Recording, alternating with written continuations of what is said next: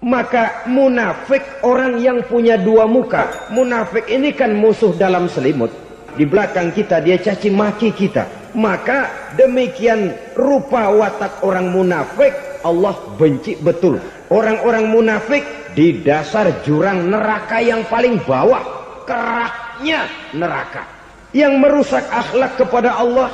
Sebab munafik sangat berbahaya. Membahayakan umat, membahayakan agama, menyembah batu, menyembah patung, menyembah berhala yang mereka buat sesuai dengan kekayaannya masing-masing. 360 berhala di sekeliling Ka'bah merupakan bukti nyata dari sesembahan mereka. Yang kaya membuat berhala dari emas lalu disembah. Yang setengah kaya bikin patung dari perak lalu disembah. Yang hampir miskin bikin Tuhan dari kayu lalu disembah. Yang miskin benar tepung terigu diadonin lalu dibentuk seperti wujud seseorang kemudian disembah. Dan apabila selesai nyembah perutnya terasa lapar, Tuhannya habis dipretelin. Sepanjang sejarah kemanusiaan cuma masyarakat jahiliyah saja yang sampai makan Tuhan. Sesadis-sadisnya bangsa Indonesia belum pernah sampai makan Tuhan. Maka menghadapi manusia seperti ini, yang pertama dilaksanakan oleh Rasul memperbaiki akhlak mereka kepada Allah. Menanamkan la ilaha illallah, bahwa tidak ada Tuhan yang perlu disembah selain daripada Allah Subhanahu wa ta'ala. Ini hakikatnya merupakan inti daripada ajaran rasul-rasul terdahulu. Kenapa? Seluruh rasul bersumber dari satu sumber yang sama, yaitu dari Allah Subhanahu wa ta'ala. Maka prinsip ajaran ketuhanan yang mereka bawa tentu saja sama. Nabi Adam mengajarkan la ilaha illallah. Nabi Nuh mengajarkan la ilaha illallah. Cuma tentu sambungannya Nuh Rasulullah. Nabi Ibrahim mengajarkan la ilaha illallah. Ibrahim Rasulullah. Nabi Musa mengajarkan la ilaha illallah. Musa Rasulullah. Bahkan Nabi Isa mengajarkan la ilaha illallah. Isa Rasulullah. Dan Nabi Muhammad mengajarkan la ilaha illallah Muhammadur Rasulullah. Akhlak manusia kepada Allah dengan menanamkan tauhid. Jadi kalau ingin berakhlak yang benar kepada Allah, jaga tauhid, pegang teguh akidah. Saudara-saudara kaum muslimin rahimakumullah. Lawan daripada tauhid adalah kufur. Kufur bisa dua, bisa kufur iman, bisa kufur nikmat. Kufur itu sifatnya, kafir itu orangnya. Ada orang kufur iman, dan ini merusak akhlak kepada Allah Subhanahu wa ta'ala. Kufur iman itu kadang-kadang bentuknya syirik, orangnya disebut musyrik. Kufur iman itu kadang-kadang bentuknya nifaq, orangnya disebut munafik. Kufur iman itu kadang-kadang bentuknya riddah, orangnya disebut murtad. Ini merupakan jenis daripada kufur-kufur iman dan tergelincirnya manusia daripada akhlak kepada Allah Subhanahu wa ta'ala. Benar, di zaman sekarang kita tidak menyembah berhala. Memang di zaman sekarang kita tidak menyembah patung. Iya, kita tidak berkeyakinan Tuhan lebih dari satu. Tapi kadang-kadang akhlak kita kepada Allah sering lentur dan luntur. Sering bergoyang dan tergoncang. Sering kena erosi dan polusi. Bahwa kita tidak menyembah Latta, Uzza, Manat dan Hubal seperti masyarakat jahiliyah dahulu. Memang.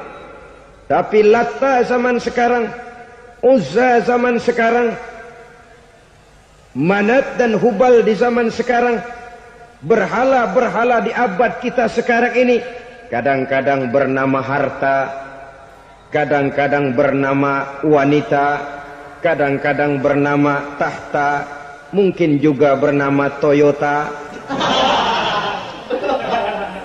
Sesuatu yang lebih kita agungkan daripada Allah, menjelmalah dia menjadi berhala-berhala di zaman kita sekarang ini. Manakala kita di kantor sudah lebih takut kepada kepala bagian kita daripada kepada Allah, maka Tuhan kita barangkali adalah kepala bagian kita.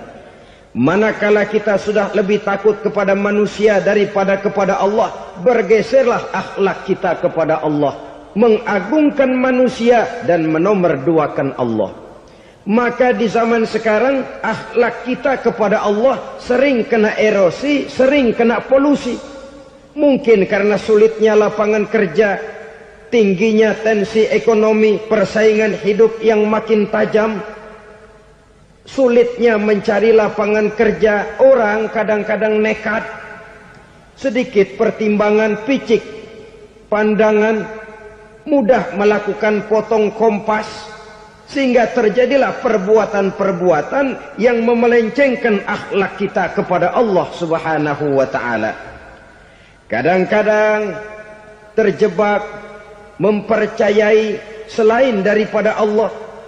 Kadang-kadang terjebak di dalam mengagungkan yang selain daripada Allah lebih dari yang seharusnya. Terkenalah akhlak kita kepada Allah jaringan-jaringan erosi dan polusi. Kufur sebagai lawanan daripada tauhid merupakan sifat daripada orang yang tidak berakhlak kepada Allah. Bentuknya pertama bisa syirik. Syirik itu artinya meyakini ada Tuhan lain selain daripada Allah. Itu yang namanya syirik. Jadi percaya Tuhan ada, cuman Tuhannya kelebihan. Itu yang disebut syirik, dan itu merupakan cerminan dari akhlak yang rusak kepada Allah Subhanahu wa ta'ala. Berkeyakinan Tuhan lebih dari satu, berkeyakinan bahwa Tuhan itu beranak atau diperanakkan, atau mengagungkan sesuatu sama dengan Allah, atau menjadikan yang selain Allah sebagai tujuan akhir daripada perjalanan kehidupan ini, maka itu sudah terjebak kita dalam musyrik. Dan syirik satu dosa yang tidak berampun. Bahasa kasarnya, yang namanya syirik itu jenis bapak moyangnya dosa. Saudara-saudara, sebab itu saya pesan, kalau memang terpaksa, biasanya yang tinggal di kota-kota besar itu kalau tidak kepengen dosa kan susah. Kalau terpaksa harus bikin dosa, cari yang kecil-kecil saja, yang kira-kira taubatnya gampang. Umpamanya pulang sholat Jumat nukar sendal, umpama, yaitu jelas dosa. Tapi dosa yang taubatnya agak mudah. Jangan sampai terjebak ke dalam syirik, menyekutukan Allah. Kalau sudah menyekutukan Allah, Allah dimadu, murka benar Allah kepada kita. Innallaha la yaghfiru ayyushraka bih wa yaghfiru ma duna dzalika liman yasha. Allah tidak akan memberi ampun kepada orang yang menyekutukannya dengan sesuatu, tapi Allah mau mengampunkan dosa yang selain itu bagi orang yang dikehendakinya. Jadi orang-orang yang sudah terjebak syirik, menyekutukan Allah, meyakini ada Tuhan lain selain daripada Allah, meyakini Tuhan beranak atau diperanakkan, bagaimanapun baiknya mereka di dunia, bagaimanapun sosial jiwanya, bagaimanapun pemurah tangannya memberikan santunan dan pertolongan kepada orang lain, kalau sudah syirik, seluruh nilai kebaikannya akan tidak ada gunanya lagi. Karena tidak ada tempat nilai kebaikan itu bergantung. Sedangkan kita berbuat baik agar diterima oleh Allah. Kalau Allahnya marah kepada kita, siapa yang akan menerima nilai kebaikan itu sendiri? Ini bentuk yang pertama. Yang nyata-nyata menyembah berhala, syirik. Yang nyata-nyata beriktikad Tuhan lebih dari satu, syirik. Atau yang tersamar. Yang tersamar itu yang sering jadi penyakit kita. Saya sejak ada perkutut ini di rumah, perkutut. Saudara-saudara, yang merusak akhlak kepada Allah, yang merusak tauhid setelah syirik, bisa juga berbentuk nifak. Nifak itu sifatnya, orang yang punya sifat nifak disebut munafik. Asal katanya dari nafakun. Nafakun itu satu lubang yang punya dua muka, seperti goa, ada tempat masuk, ada tempat keluar. Maka munafik orang yang punya dua muka. Kalau bahasa kita, pandai bermain minyak di atas air. Manis jika berhadapan, balik belakang lain bicara. Sehingga apa yang dinamakan nifak, kata Imam Ali Al-Jurjani dalam kitab ta'rifatnya, izharul imanu bil lisan wa kitmanul kufri bil qalbi. Menyatakan, menampakkan iman dengan lidahnya, tapi menyembunyikan kekafiran dalam hatinya. Dengan kata lain, lidahnya mah iman, hatinya mah kafir. Padahal hati itu yang dilihat, padahal hati itu yang dinilai. Kenapa lidahnya mengaku iman? Ya mungkin karena kepepet, mungkin karena kepentingan, mungkin karena ingin mencari kelemahan orang, lalu dia pura-pura beriman. Tapi sesungguhnya hatinya kufur. Ini merupakan penyakit munafik. Dan terus terang, menghadapi orang munafik jauh lebih berat daripada menghadapi orang kafir. Kenapa? Munafik ini kan musuh dalam selimut. Mau dibilang musuh nyata-nyata, apalagi di zaman Rasul ya, ketika periode Madinah, berat sekali menghadapi orang munafik. Mau dibilang kafir, kalau ketemu assalamualaikumnya medok juga. Mau dibilang mukmin, di belakang ngegerundel, nyari-nyari penyakit, nyari-nyari lantaran, mencari-cari gara-gara. Kalau kafir jelas kafirnya, kalau musyrik jelas musyriknya. Tapi munafik, di depan kita dia mengaku beriman, di belakang kita dia caci maki kita. Maka demikian rupa watak orang munafik, Allah benci betul.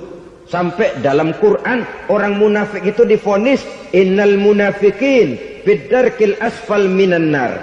Orang-orang munafik di dasar jurang neraka yang paling bawah, keraknya neraka. Saudara-saudara kaum muslimin rahimakumullah. Sebab munafik sangat berbahaya. Membahayakan umat, membahayakan agama. Di depan kita mereka ngaku pura-pura beriman. Kalau pidato luar biasa, memuji agama setinggi langit, menampakkan seolah-olah dia orang yang dekat dengan agama. Saudara-saudara, agama penting, agama mutlak. Tapi yang ngomong begitu agamanya apa? Remeng-remeng. Cuma sekedar lipstick, cuma sekedar dekorasi, cuma sekedar kamuflase buat ngibuli orang lain. Dia mengaku beragama, mengatakan agama mutlak, menganggap agama penting, seolah-olah memperhatikan benar tentang tatanan kehidupan beragama, tapi sebenarnya di hatinya tidak lebih berkecamuk penyakit-penyakit kufur. Maka sifat munafik ini termasuk menodai tauhid. Artinya merusak akhlak kita kepada Allah Subhanahu wa ta'ala. Sifat yang ketiga yang juga merusak akhlak kita kepada Allah dinamakan riddah. Riddah itu sifatnya, orang yang punya sifat riddah disebut murtad. Murtad keluar dari Islam. Keluar dari Islam tentu tadinya di dalam Islam. Oleh satu perbuatan dia bisa menjadi murtad.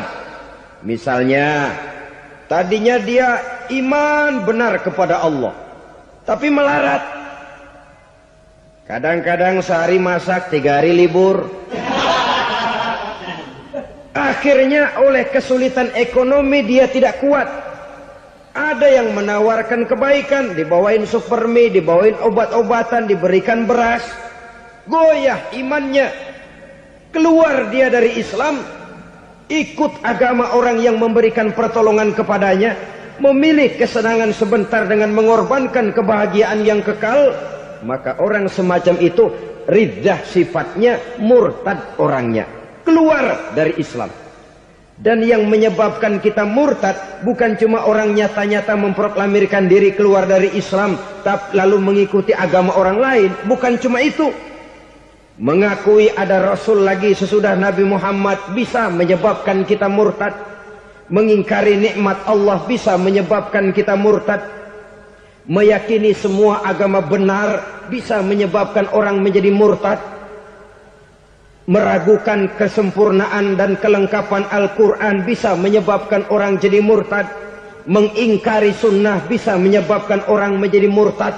Banyak hal-hal yang bisa mendatangkan penyakit riddah dan membuat pelakunya menjadi murtad. Dan ini menodai akhlak kita kepada Allah Subhanahu wa ta'ala.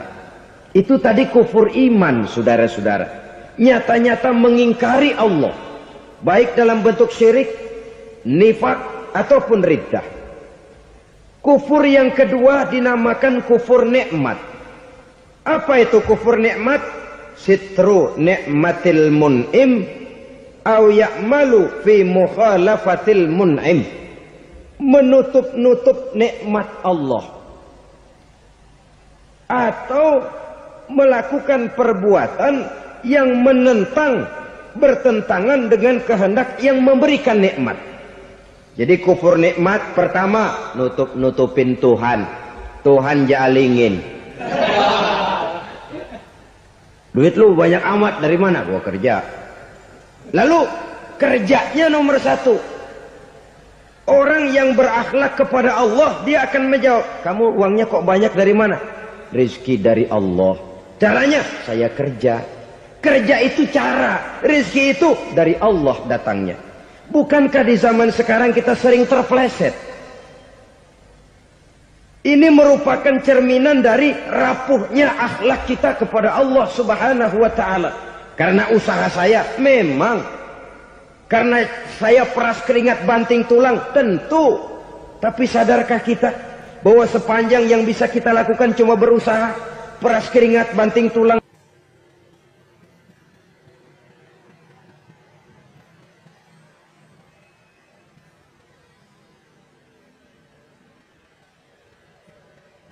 Soal rizki, soal jodoh, soal maut, kitakah yang mengatur? Kitakah yang menentukan? Subhanallah. Manusia sungguh tidak berdaya menghadapi tiga hal paling pokok ini. Rezeki, kita cuma bekerja. Kitakah yang menentukan? Tidak. Kita berusaha saja, rezeki belum pasti dapat. Apalagi kalau kita tidak berusaha. Jangan terjebak dalam fatalisme. Belum perang udah nyerah. Emang dasar rezeki datangnya dari Tuhan, gak usah kerja, dan ntar juga kalau dia datang.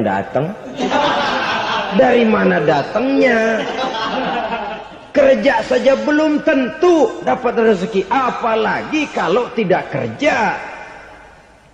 Yang jelas usaha perlu kepastian, itu urusan Allah. Ini akhlak kepada Allah Subhanahu wa ta'ala. Jodoh juga begitu. Kita berusaha, kita berupaya, Allah menghendaki lain, lain jadinya. Maut juga begitu. Siapa sih yang pengen ngadepi maut? Siapa sih yang pengen mati? Siapa sih yang pengen ketemu malaikat Israel? Tidak seorang pun kalau ditanya, kecuali mereka yang putus asa ya. Kalau otaknya masih normal, mau mati mesti belakangan dulu udah dikit. Tapi yang satu itu, saudara, kalau dia sudah datang, tenaga mana yang bisa menolak? Kalau dia sudah berkunjung, kekuatan mana yang bisa menghindar? Kalau dia sudah ingin bertemu, kemana kita bisa melarikan diri? Manusia sepanjang yang dia lakukan hanya berusaha, tapi kepastian, ketentuan dari Allah Subhanahu wa ta'ala. Orang yang kufur nikmat, nutupin Allah. Dia merasa rezekinya adalah mutlak peras keringatnya. Seolah-olah Allah nggak punya peranan apa-apa di situ. Oh, ini kan saya bisa rumah begini karena saya kerja keras. Oh, ini mobil saya begini, saya kerja keras. Peras keringat, banting tulang, keras.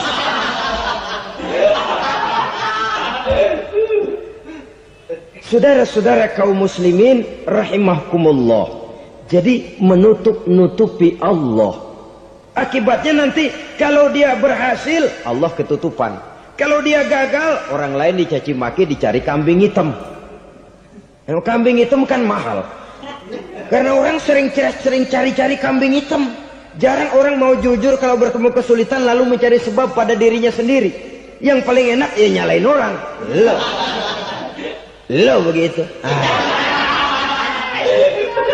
Orang lain yang paling enak kita salahin.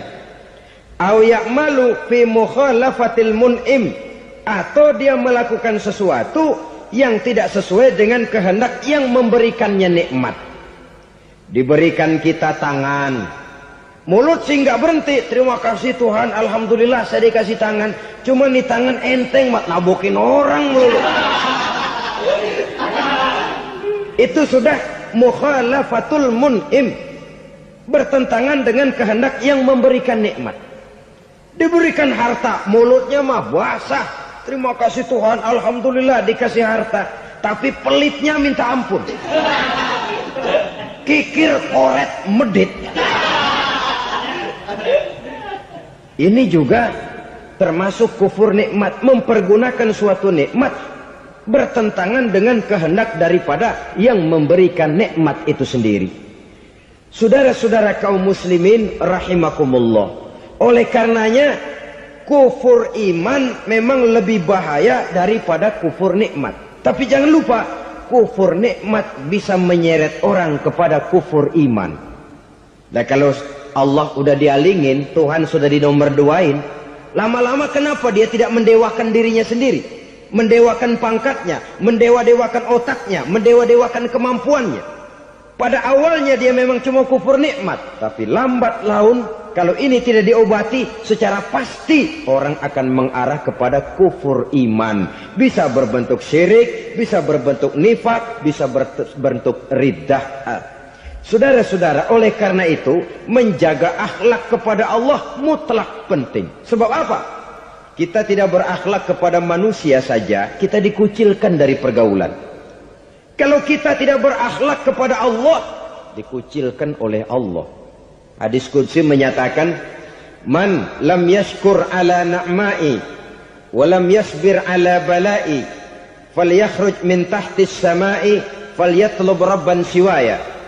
Kata Allah, siapa orang yang tidak mau bersyukur terhadap nikmat yang aku berikan kepadanya dan tidak mau sabar terhadap ujian yang aku berikan kepadanya, falyakhruj min tahtis sama'i, persilahkan saja keluar dari kolong langitku, waliyatlub rabban siwaya, tolong cari Tuhan lain selain daripada aku. Murka Allah, diusir, cuman gak kedengeran aja. Siapa yang tidak mau syukur terhadap nikmatku, siapa yang tidak mau sabar terhadap ujian yang aku berikan kepadanya, persilakan keluar dari kolong langitku ini, cari Tuhan lain selain aku. Nah, langit Tuhan yang punya, Tuhan kita lawan, diusir dari kolong langit, mau pindah ke kolong mana?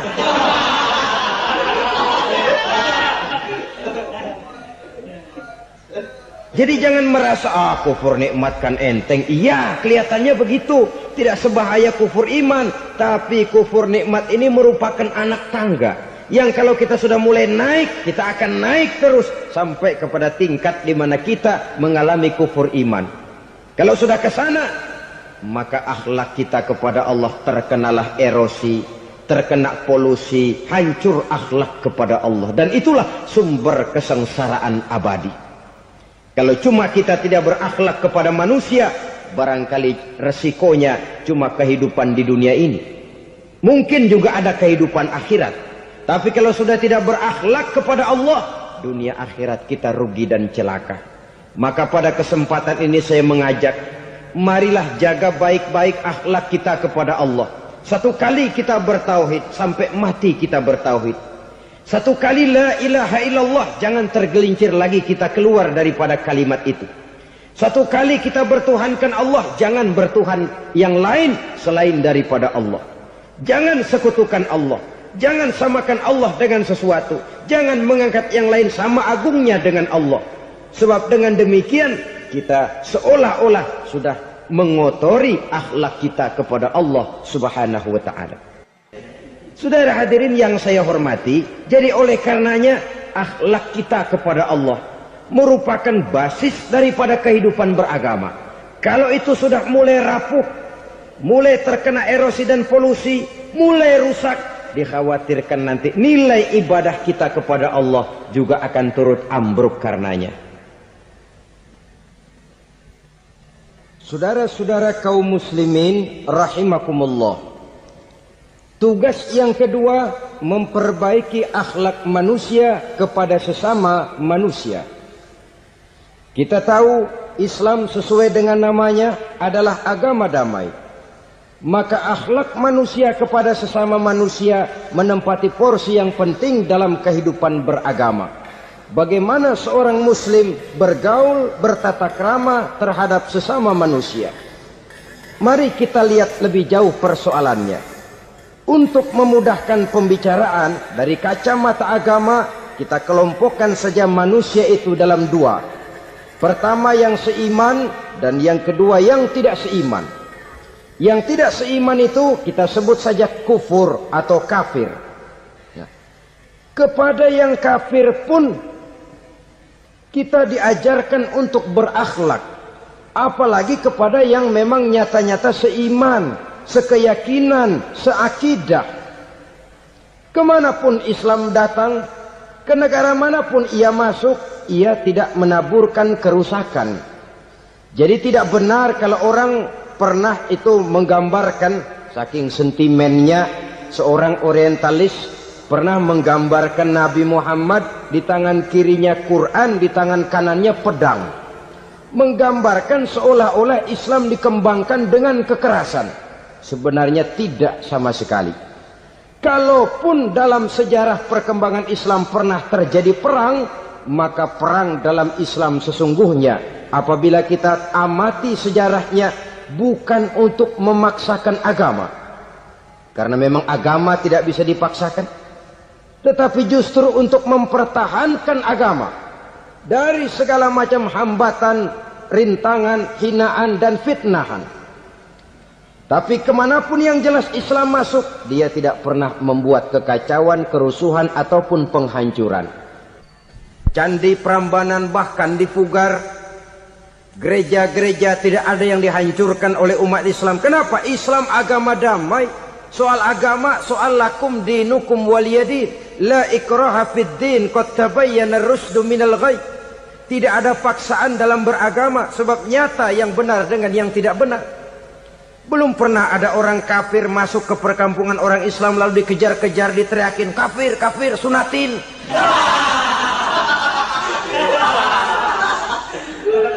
Belum pernah. Kenapa? Islam menghormati orang lain agama. Nah, yang kafir ini macam-macam saudara. Ada kafir harbi. Nah, ini kafir kerok. Ini kafir yang nyata-nyata memproklamirkan permusuhan kepada umat Islam. Nyata-nyata mengganggu ketenangan umat Islam. Kafir yang seperti ini yang boleh diperangi. Misalnya kita mau sembahyang Jumat dijagain, nggak boleh sembahyang Jumat, getok palanya. Kafir harbi artinya tantangan perang datang dari mereka, bukan kita yang mulai, mereka yang buka front. Prinsipnya umat Islam tidak boleh mencari-cari musuh, tapi pun tidak boleh lari kalau ketemu musuh. Musuh jangan dicari, ketemu jangan lari. Karena itu kesan seolah-olah umat Islam ini teroris, umat Islam ini destroyer, umat Islam ini sering menimbulkan keonaran, kerusakan. Sungguh satu fitnahan yang sangat keji. Umat Islam adalah umat yang cinta damai. Islam di masa perkembangannya masuki Eropa melalui Selat Gibraltar, Jabal Tariq, memasuki Spanyol. Islam tidak pernah meruntuhkan gereja. Islam tidak pernah membunuh orang-orang Nasrani. Bahkan Islam mewariskan peradaban dan kebudayaan yang begitu tinggi nilainya di bidang ilmu pengetahuan. Sampai ketika itu Barat banyak mengkaji ilmu pengetahuan dari dunia Islam. Buku-buku berbahasa Arab diterjemahkan ke bahasa Yunani, dipelajari oleh para cendekiawan di negeri barat sana. Mereka mengambil manfaat yang banyak dari masuknya Islam ke Eropa. Sementara gereja tetap berdiri dengan megahnya. Kuil-kuil tempat peribadatan tidak satupun yang diusik-usik. Kenapa? Islam agama yang cinta damai. Asal dia tidak diganggu, asal kehormatannya tidak dihinakan. Jadi kafir harbi, kafir yang nyata-nyata nantang perang, ngajak berkelahi. Itu kafir yang nyari penyakit. Kafir harbi ini boleh diperangi dengan catatan mereka yang memang mulai. Yang kedua, kafir zimmi. Kafir zimmi, kafir yang hidup di tengah mayoritas muslim, tapi mereka mau hidup dengan aman, damai, tenang. Mereka wajib dilindungi. Bahkan Nabi pernah memberikan satu jaminan, man aza zimmiyan faqad azani. Siapa yang mengganggu orang kafir zimmi sama saja dengan mengganggu saya. Kehormatannya dijaga, harta bendanya dilindungi, anak istrinya pun dilindungi. Dan ini jadi kenyataan. Saudara bisa lihat di negara-negara yang mayoritas penduduknya beragama Islam, orang-orang kafir di luar Islam hidup dengan tenang, aman, damai. Di Saudi Arabia, di luar tanah haram, di luar Mekah dan Madinah, banyak orang-orang kafir mencari nafkah. Mereka tenang, aman, dilindungi undang-undang. Begitu di Mesir, begitu di negara Indonesia yang berdasarkan Pancasila ini. Kehidupan beragama menimbulkan gairah, rukun, tenang, aman, damai, sepanjang tidak saling ganggu, tidak saling usik, menghargai orang yang sudah beragama, tidak menjadikan penganut suatu agama sebagai sasaran dari dakwah agama lainnya. Saudara-saudara kaum muslimin rahimakumullah. Jadi memang oleh Al-Quran kita dianjurkan asyidda 'alal kuffar ruhama bainahum. Tegas kepada orang kafir, kasih sayang kepada sesama muslim. Tapi tegas bukanlah berarti marah-marahan, bukan berarti musuh-musuhan, bukan ngajaki perang. Tegas dalam arti punya garis tentang kehidupan beragama, lakum dinukum waliyadin. Soal kehidupan sosial, mari kerjasama. Bangun jalan, ayo rame-rame. Siskamling, mari bebarengan. Bikin puskesmas, mari sama-sama. Tapi kalau sudah soal agama, itu tidak perlu ada toleransi agama. Yang perlu toleransi antar umat beragama. Kalau umatnya mau kerjasama silakan, tapi tidak menyangkut soal ibadah. Jangan kerjasama di bidang ibadah. Itu kerjasama yang salah pasang, saudara-saudara. Sehingga dengan demikian toleransi adalah menyangkut kehidupan antar umat beragama. Sedangkan agama sendiri punya coupling yang nyata. Sehingga dengan demikian tegas kepada orang kafir dalam arti kita punya satu kepribadian. Tidak ngambang. Enggak, lalu kalau ditanya orang, sebenarnya agama lu apa sih? Gua mah gimana musimnya aja. Agama pakai musim kayak rambutan. Akhirnya ya begitu, musim-musiman. Ke masjid kelihatan, ke gereja hayo, ke candi nongol, ke apa? Bingung malaikat bagaimana nyatetnya nih bocah ini. Di mana aja ada. Kita punya satu kepribadian. Saya muslim dan garis saya ini, lakum dinukum waliyadin. Bagi Tuhan persilakan agama Tuhan, bagi kami agama kami. Kami hormati Tuhan, Tuhan hormat kepada kami. Tapi soal agama, couplingnya jelas. Kerjasama, mari urusan muamalah, bidang sosial. Yuk kita siskamling sama-sama dengan orang lain agama. Mari jaga kerukunan, kesatuan, persatuan, kekompakan. Perbaiki jalan yang rusak, mari sama-sama. Mendandani jembatan yang runtuh, mari sama-sama. Tapi sembahyang, couplingnya lain-lain. Sebab Nabi juga dulu pernah ditawarkan begitu loh sama kafir jahiliyah dulu, Quraisy itu. Sudah Muhammad, sekarang begini saja, kita join aja daripada marah-marahan. Hari ini saya menyembah Tuhanmu Allah. Besok gantian kamu menyembah Tuhan kita Latta, Uzza, Manat dan Hubal. Turun, qul ya ayyuhal kafirun la a'budu ma ta'budun. Soal ibadah kaplingnya jelas, tidak boleh dicampur adukkan. Sebab kalau tidak, kita akan mulai kehilangan identitas diri. Dan disitulah krisis kehidupan keyakinan beragama dimulai. Dari krisis identitas. Hujan gede kan mulainya gerimis dulu. Di mana-mana ya gerimis dulu. Gerimis makin lama makin gede. Kita akan mulai dengan kehilangan identitas diri. Dari sana nanti kita malu mengakui keislaman kita. Kalau orang Islam malu mengakui keislamannya, ini kan ironi, menyedihkan. Ngakui Islamnya saja malu, menonjolkan keislamannya malu. Tidak ada rasa bangga beragama. Padahal ini modal dasar. Hanyalah dengan rasa bangga beragama kita lalu konsekuen. Bangga yang tidak konsekuen. Wah, pokoknya kan gua kan Islam. Agama yang paling benar. Tapi hidupnya sendiri jauh dari tuntunan Islam. Itu bangga yang tidak beralasan. Bangga yang tidak perlu dibanggakan sebenarnya. Kebanggaan yang membuat kita konsekuen dan dekat dengan kehidupan beragama.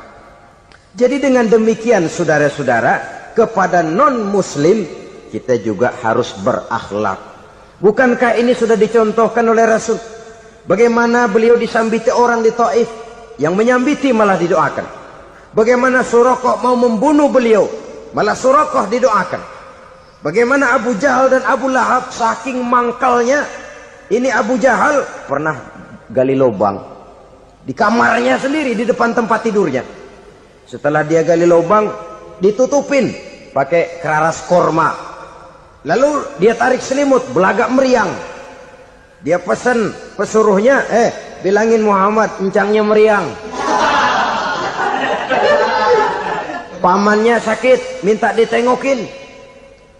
Nabi dengan segala husnuzonnya berangkat nengokin. Abu Jahal dari balik selimut ngintip. Itu dia Muhammad, itu dia tuh. Dia tuh masuk Dani, masuk. Mulai dia jalan, senang Abu Jahal. Terus dah. Begitu ke pelosok, masuk ke lubang, gue pendem terus lalu. Memang niatnya mau mencelakakan Nabi. Sudah tinggal beberapa langkah lagi Nabi akan berjalan ke arah lubang itu. Malaikat Jibril ngasih tahu, Muhammad, Abu Jahal pamanmu cuma pura-pura sakit. Di depan tempat tidur itu ada lubang sudah dia gali untuk menjerumuskan kamu. Sudah balik pulang. Balik badan Nabi. Sudah hampir mau melangkah, kakinya malah muter pulang. Abu Jahal yang ngelihat Nabi sudah hampir jatuh nggak jadi, balik pulang. Lupa kalau lagi sakit. Udah Muhammad buruan sini. Ke pintu dia kejar. Dia lupa sama lubang yang dia gali. Begitu dia kejar, dia yang ke pelosok masuk ke dalamnya. Sejak saat itu ada pepatah, man hafara hufratan waqa'a fiha. Siapa yang suka nggali lubang, dia sendiri bakal terpelosok ke dalamnya. Jatuh dia ke lubang yang dia gali.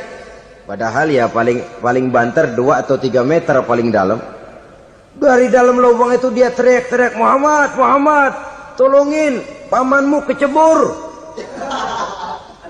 Kasih tahu Muhammad, kasih tahu, datang lagi lah pesuruhnya.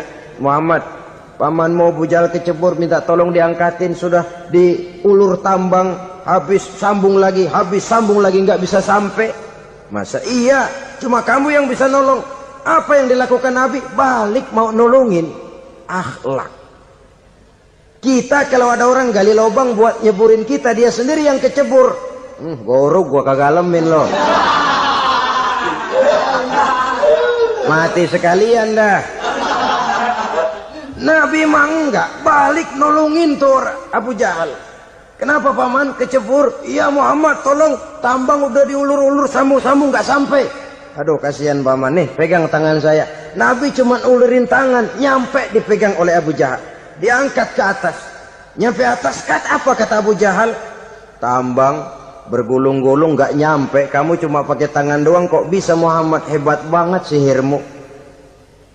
Mukjizat dia bilang sihir, udah ditolongin nyelak lagi, kan yang enak kita injak palanya.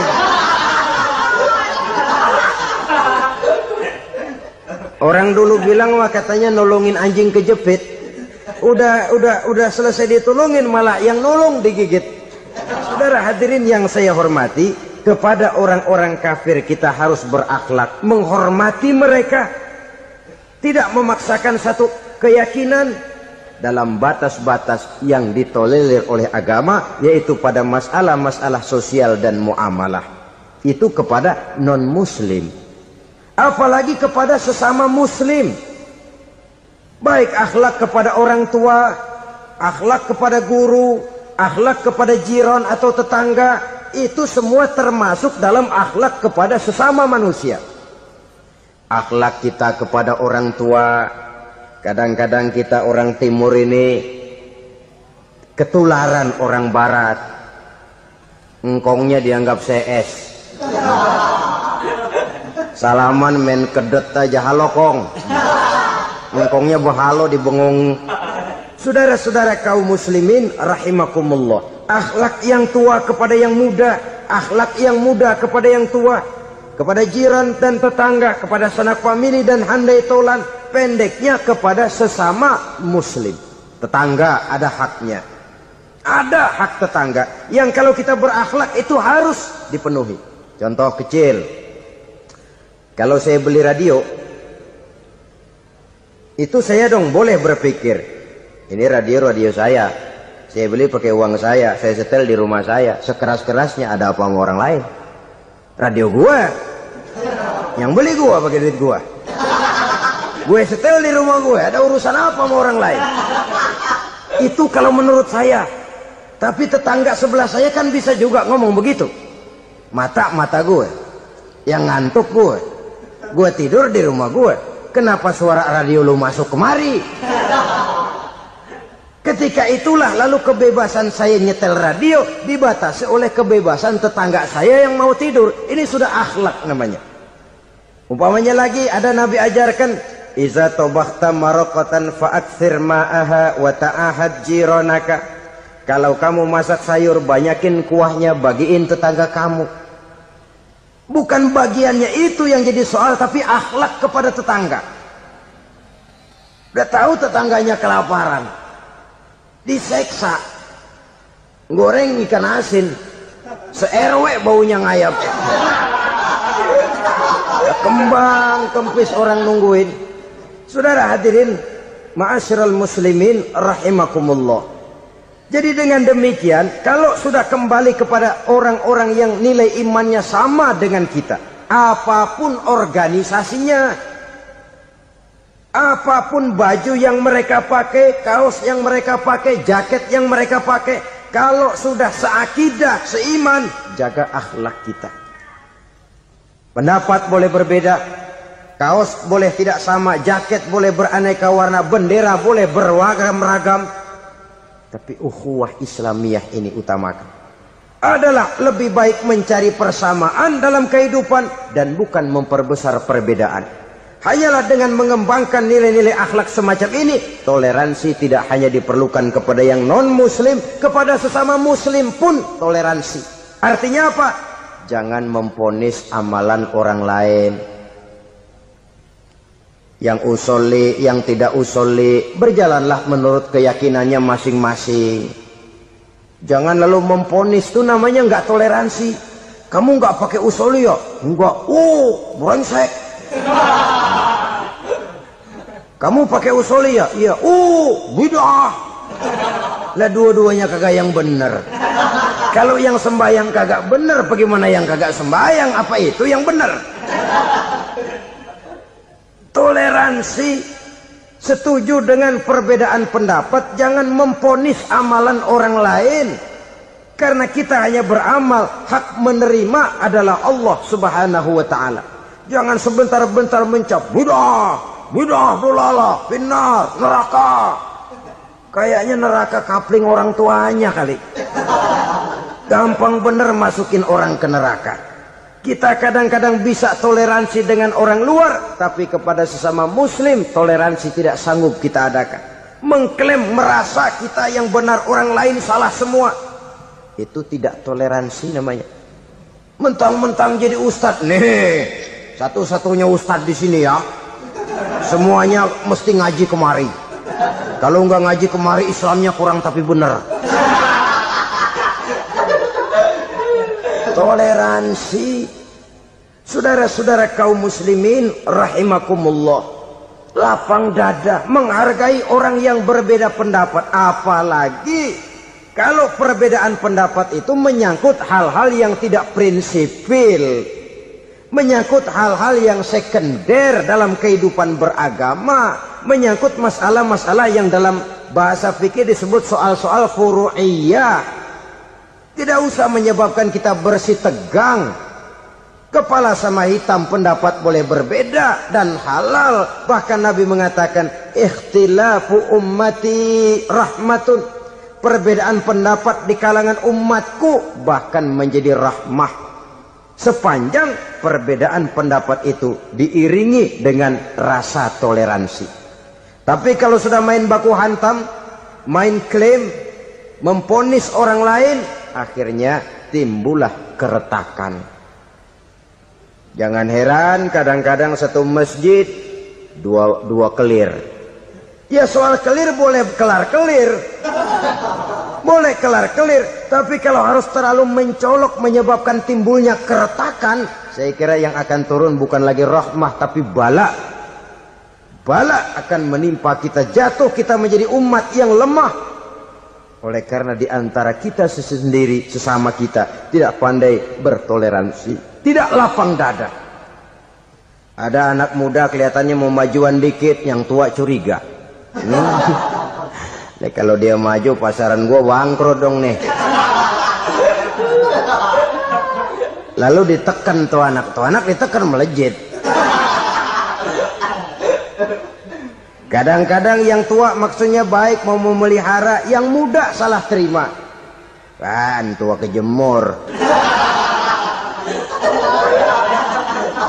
Dari dulu sampai sekarang gitu-gitu doang. Anak kemajuannya. Padahal yang tua barangkali maksudnya juga baik, mau memelihara. Sebenarnya kalau kita bisa mencoba mencari titik temu dengan alur komunikasi, tidak merasa diri yang paling benar, tapi toleransi, boyak menerima pendapat orang lain, setidaknya mau mendengar omongan orang. Yang susah kalau udah kena penyakit, nggak mau ngerti omongan orang, nggak mau nerima pendapat orang. Kodok di kolong tempayan, cukeng kayu asem, asal ijo udah ijo aja ijo dah. Nggak ngerti omongan orang, yang kayak begini yang orang jadi kesandung. Oleh karena itu saudara-saudara, alangkah nikmatnya kehidupan ini apabila kita menyadari kita ini ummatan wahidah, satu umat yang satu, yang diikat dengan akidah.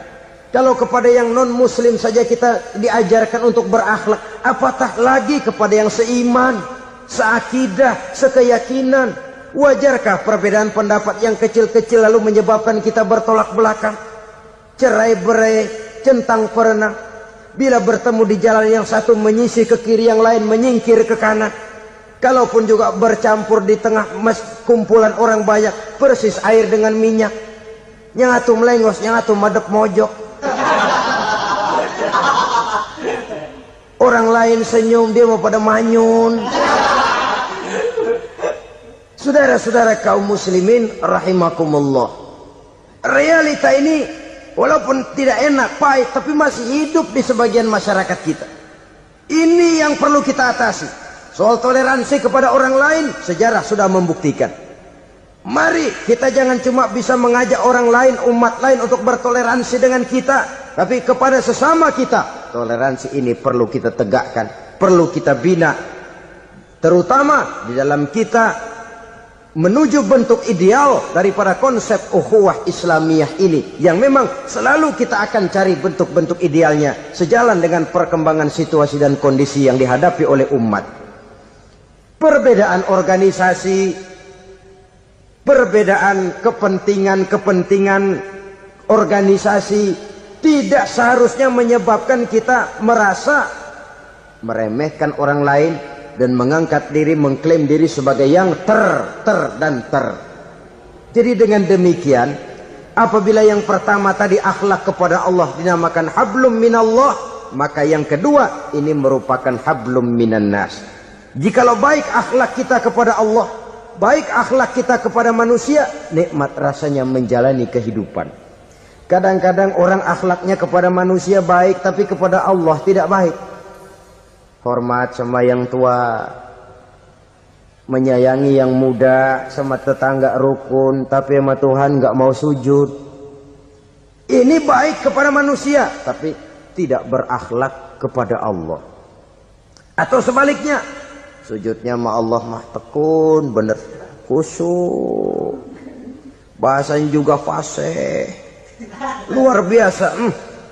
Tapi sama manusia sombong, takabur, ujub, merasanya dia doang yang paling benar.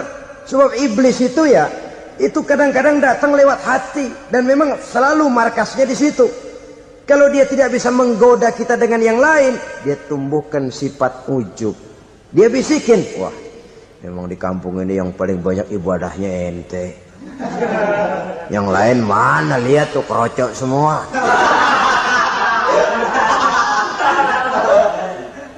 Lalu di hati orang itu tertanam sifat iya ya. Nah, tatkala iya ya, dia sudah terkena serangan iblis. Akhirnya apa? Orang lain diremehin. Asalnya kagak mau sembahyang aja diajak salaman udah najis aja dah. Ketemu juga mukanya ditekuk 4. Akhirnya bukan ngajak malah ngenyek, ngina. Lah orang dihina makin jauh, makin tidak tersentuh. Bukan cara itu yang diajarkan oleh Rasul. Bahwa orang tidak mau sholat, tugas kita mengajak. Soal dia tidak sholat, itu dosa dia kepada Allah. Saudara-saudara kaum muslimin, ujub disuntikkan oleh iblis ke dalam hati kita. Sujudnya kepada Allah benar, tapi akhlaknya kepada sesama manusia merasa paling benar sendirian, merasa orang lain salah semua. Pokoknya kalau di luar lingkungannya udah kagak bener aja udah bahaya. Saudara-saudara, ini juga penyakit yang disuntikkan oleh iblis. Sebab iblis itu tipu dayanya luar biasa, strateginya lihai. Makin tinggi kualitas iman, ya makin berat upaya iblis untuk menjerumuskan kita. Karenanya saya mengajak, marilah kita bertoleransi, baik kepada non-muslim, lebih-lebih lagi kepada sesama muslim yang kebetulan berbeda baju, berbeda kaos, berbeda organisasi, lain bendera yang dibawanya. Tapi toleransi mari kita canangkan. Kita terikat oleh ukhuwah Islamiyah. 2. Yang ketiga, akhlak manusia kepada makhluk Allah lainnya di luar manusia. Saudara-saudara, dengan berakhlak kepada Allah, berakhlak kepada sesama manusia, berakhlak kepada makhluk Allah di luar manusia, baik flora maupun fauna, maka mudah-mudahan akan terciptalah satu ekosistem, satu lingkungan hidup yang membuat kita nikmat menjalani kehidupan ini. Inilah saja yang kita bicarakan pada pertemuan kali ini. Marilah kita membina nilai-nilai akhlak walaupun berat tantangannya. Sungguh lebih baik rakyat rendah yang berakhlak tinggi daripada pejabat tinggi yang berakhlak rendah. Menyangka bahwa itu semua dapat mengekalkan kebahagiaan, dapat menunjang kehidupan yang langgeng. Ada yang berlomba-lomba mengejar-ngejar harta. Seluruh waktu dalam hidupnya habis untuk mengejar harta. Tidak peduli siang atau malam, sore atau pagi, sujud tidak lagi sempat, Allah dilupakan dengan agama jauh. Ada yang berlomba mengejar-ngejar pangkat, jabatan dan kedudukan, tidak peduli menjilat ke atas, menginjak ke bawah atau menyikut kiri dan kanan. Bahkan teman pun jadi lawan, lawan pun jadi teman. Bukan soal, yang penting pangkat terkejar. Ada yang berlomba memperbanyak kendaraan, sejak dari jet pribadi, pesawat kapal pesiar, sampai kepada mobil-mobil mutakhir. Ada yang berlomba memperbagus rumahnya, ada yang berlomba memperbanyak istri dan anak-anaknya. Seluruhnya tenggelam di dalam perlombaan yang menurut ukuran mereka akan mendatangkan prestise, kemegahan dan kebanggaan. Allah subhanahu wa ta'ala menegur, memberikan peringatan dalam surah yang pendek, yaitu surah At-Takatsur. Alhaakumut takatsur hatta zurtumul maqabir kalla sawfa ta'lamun. Alhaakum ay syagalakum an ta'ati rabbikum. Kamu telah lalai daripada taat kepada Tuhanmu, dan yang menyebabkan kamu lalai itu tidak lain at-takatsur. At-takatsur artinya at-tabahi bi kathrati mata'id dunya, bermegah-megah dengan memperbanyak kesenangan hidup duniawi. Dengan kata lain, berlomba-lomba mengejar kemegahan duniawi telah menyebabkan kamu lalai daripada mengingat, daripada taat kepada Allah Subhanahu wa ta'ala.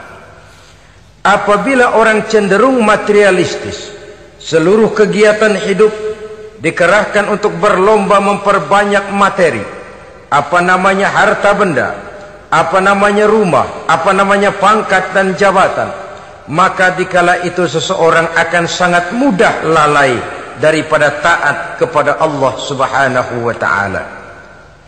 Hilanglah kesadaran bahwa sesungguhnya apapun yang kita miliki dalam kehidupan dunia ini tidak lain hanya barang titipan sementara. Kita cari, kita kejar, tapi setelah kita dapatkan, jangan dia dijadikan tujuan. Jadikanlah dia sebagai alat. Apabila harta benda duniawi sudah dijadikan sebagai tujuan daripada kehidupan, maka sesungguhnya kita sudah terseret dalam satu siklus, satu lingkaran setan yang tidak akan pernah berujung. Sebab manusia dalam berhadapan dengan materi duniawi tidak akan pernah mengenal kata cukup, tidak akan pernah mengenal kata puas, dan tidak akan pernah bertemu dengan titik.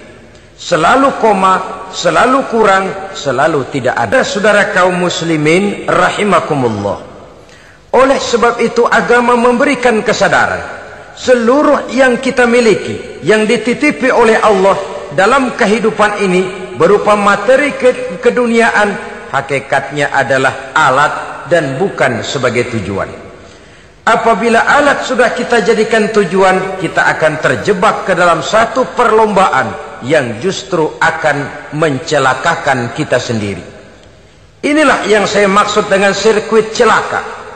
Perlombaan yang hanya membuat kita jerih, payah, keringat bercucuran, tenaga terkuras, tapi tidak akan pernah sampai ke garis finish. Karena memang tidak ada garis finishnya. Betapapun jauhnya satu perlombaan, dia mesti punya garis finish. Tapi kalau sudah at-takatsur, berlomba bermegah-megah diri, maka barangkali tidak akan pernah ada garis finishnya. Kita akan terseret dalam lingkaran setan, berputar di seputar itu tanpa tahu kapan berhenti dan di mana titiknya. Agamalah yang memberikan kesadaran. Alhaakumut takatsur, bermegah-megahan telah membuat kamu lalai daripada taat kepada Allah Tuhanmu. Semua sadar bahwa kita diciptakan tidak lain adalah untuk mengabdi kepada Allah. Nilai pengabdian ini sering lentur, nilai pengabdian ini sering luntur, manakala kita sudah berlomba-lomba bermegah-megah dengan materi kehidupan dunia.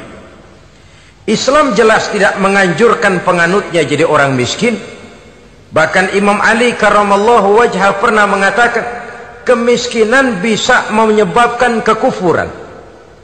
Ayat yang pertama turun juga kita tahu, Iqra, baca olehmu.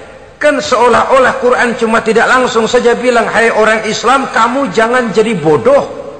Kebodohan menimbulkan kemiskinan, kemiskinan mendekatkan kita kepada kekufuran. Jadi miskin sama kufur tetangga. Artinya dalam kondisi miskin, kemudi hati itu mudah terombang-ambing. Oleh sebab itu sering kemiskinan umat Islam ini dimanfaatkan oleh orang-orang lain untuk menyebarkan agamanya. Padahal agama adalah soal keyakinan. Yang tidak mungkin ditunjang dengan supermi, ditunjang dengan beras, pakaian, obat-obatan, beasiswa. Agama adalah soal keyakinan. Keyakinan adalah soal kebenaran, dan kebenaran itu adalah milik bersama. Tujuan diciptakannya manusia tidak lain adalah untuk melaksanakan ibadah. Kalau orang tenggelam dalam perlombaan memperbanyak harta, mempertinggi kedudukan, memperindah segala macam yang sifatnya duniawi, biasanya itu akan membuat dia lalai dari taatnya kepada Allah Azza wa Jalla. Kadang bukan hanya lalai daripada taat, juga sering terjebak kepada maksiat. Karena kalau pola pandang dan tolok ukur sudah benda duniawi semata-mata, sangat tidak mustahil orang lalu terjebak ke dalam prinsip menghalalkan segala cara. Asal sudah tujuan tercapai, cara apapun halal. Akhirat nomor 18. Nah, bukankah memang barangkali kita sejak kecil sudah dilatih untuk materialistis? Umpamanya kita hanya sering dilatih untuk takut kepada yang konkret-konkret saja, takut kepada yang nyata-nyata saja. Seorang ibu kalau menakuti anaknya, aduh nak, kenapa ini kau kerjakan? Kalau bapakmu tahu, waduh, habis kamu. Nah, kita lihat, kalau bapakmu tahu, kalau polisi tahu, kalau hansip tahu, kalau satpam tahu. Tapi jarang seorang ibu menanamkan kepada anak, nak, kenapa ini yang kau lakukan, nak? Bukankah kau tahu Allah lihat, Allah tahu, Allah dengar, Allah, nak? Diajarkan takut kepada yang gaib. Karena kalau takut dia kepada polisi, dia pasti bisa cari tempat lain dong yang polisi kagak lihat. Kalau takut dia kepada satpam, minggir dong ke tempat yang kira-kira satpam nggak lihat. Tapi kalau sudah takut itu terpulang kepada Allah, kepada yang gaib, tidak sejengkal tanah pun yang terhalang dari pengetahuan Allah. Tapi itulah salahnya kita. Sejak kecil anak-anak sudah kita latih untuk takut hanya kepada yang konkret-konkret saja. Akibatnya sampai dia besar melembaga dalam kehidupannya. Dia nyolong, kata temannya, kamu nyolong ya? Iya. Kok nyolong sih? Emang? Kenapa nyolong? Biarin.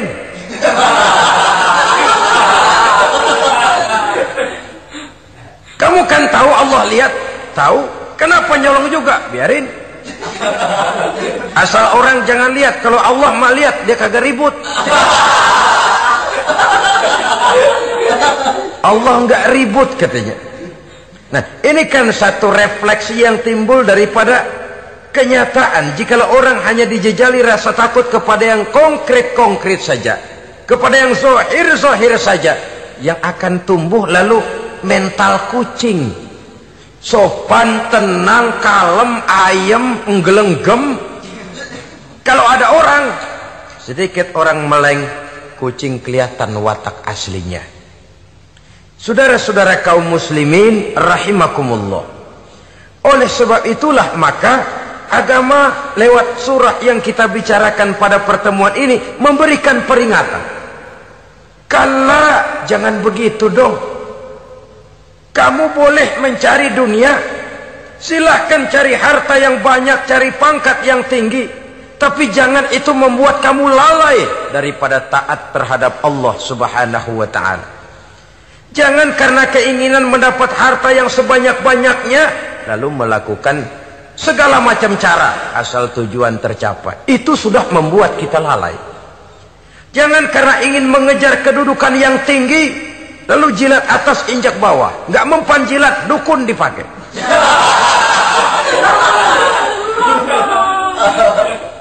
Itu kan sudah membuat kita lalai. Nanti kalau berhasil, wah, dukun kita paten. Tapi kalau gagal, dukun sialan, kagak mantu. Hilanglah Allah dalam kehidupan kita. Makin materialis, dan perlombaan ini membawa kita kepada kecelakaan. Kala, sekali-kali jangan begitu. Kenapa? Dahulu pun ketika lahir ke dunia tidak ada pangkat yang kita sandang. Dahulu pun ketika lahir ke dunia tidak ada harta yang kita bawa.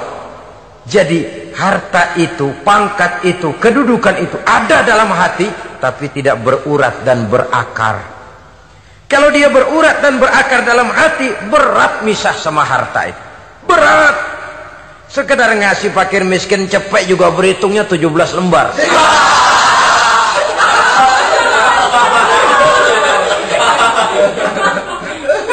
Dengar di kantornya mau ada mutasi, pindah dia dari tempat basah ke tempat kering, baru berita burung udah meriang duluan. Ini nanti bagaimana, itu nanti bagaimana, ini nanti bagaimana. Kan tidak jarang orang yang kena apa istilah kerennya zaman sekarang itu post power syndrome. Post power syndrome ini pernah dianalisa oleh Nabi, kata beliau, irhamu salasatan minan nas, sayangilah 3 macam manusia. Siapa mereka? Pertama, azizan zallat, orang terhormat yang jatuh hina. Ini yang sering terkena post power syndrome. Biasa kemana-mana dikawal, dihormati, datang ke tempat ini protokol siap, ini serba diatur semua, serba beres. Begitu jabatan selesai atau pensiun, habis orang gak indah-indah. Dia lihat orang diemin aja, orang diemin, orang tonton. Ini kalau nggak kuat mentalnya, itu kena post power syndrome. Akibatnya ya bisa jantungan, bisa leper, bisa darah tinggi. Ya penyakit-penyakit yang zaman dulu kita nggak kenal. Ini kan makin banyak dokter, makin maju ilmu kedokteran, makin aneh penyakit. Saudara hadirin yang saya hormati, post power syndrome kena apa yang dinamakan frozen emotional attitude. Tidak kuat menghadapi kenyataan. Azizan zalla, orang terhormat yang jatuh hina, itu sangat perlu dikasihani. Yang kedua, ghaniyan qad iftaqara, orang kaya jatuh miskin. Ini juga sama. Biasa hidup apa ada, serba ada, lalu harus hidup apa adanya. Ini kalau kurang kuat benar-benar membleh.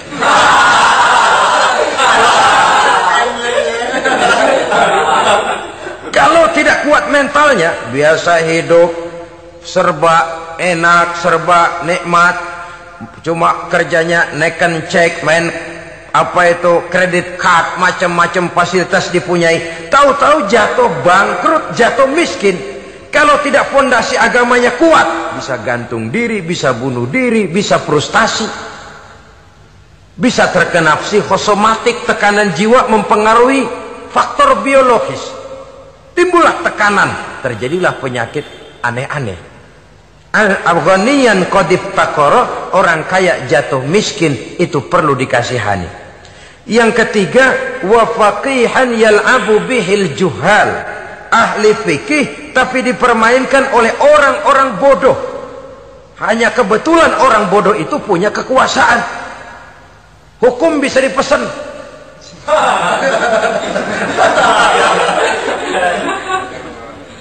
Aturannya haram, Ustaz, ada haram dikit aja dah.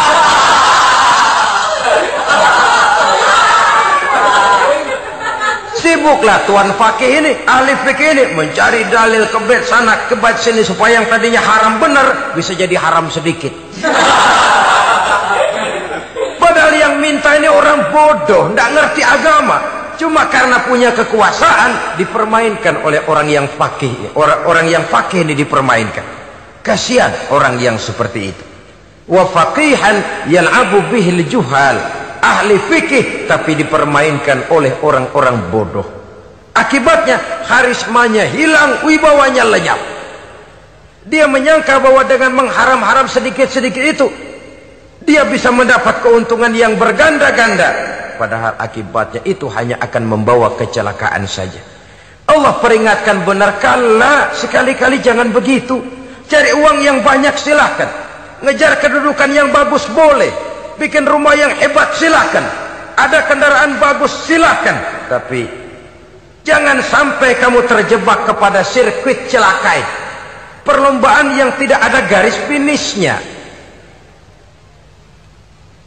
Sering dicontohkan orang menghayal, melamun, Kamu kenapa nggak mau ibadah? Lah bagaimana mau sembahyang, saya di Jakarta masih ngontrak.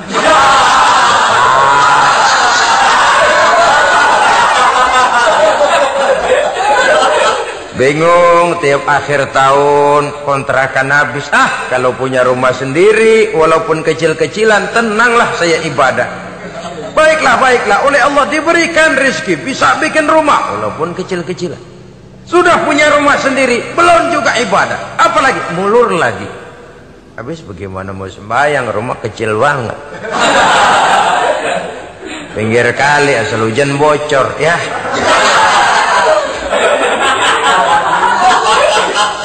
Kalau bisa punya rumah permanen, rajinlah ibadah dah.